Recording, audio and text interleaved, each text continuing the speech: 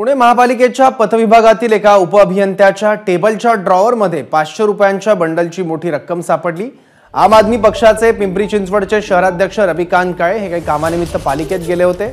त्यावेळी एका उपअभियंत्याच्या ड्रॉवरमध्ये एक व्यक्ती संशयास्पद काहीतरी ठेवून गेली हे लक्षात आलं आणि त्यांनी हा प्रकार समोर आणला।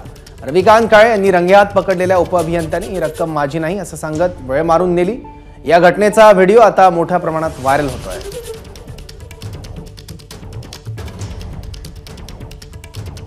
कोणाचे पैसे त्या ठेकेदाराने तुम्ही काम कोणासाठी करता? हो थँक्यू। तुम्ही ते पैसे काय घेतले? त्याला द्यायचे ते कोणाला तरी तुम्ही काय घेतले? ठेवायचे होते तुम्ही नोकर त्यांचे कोणाचे नोकर तुम्ही पालिकेचे मग ऐका आणि इथे अधिकारी लाच घेताना म्हणजे कुठल्या ठेकेदाराचे पैसे ठेवताना सापडलेत, तिथे मग आम्हाला जरा पोलीस बंदोबस्त पाठवते। हो हो अधीक्षक अभियंत्याच्या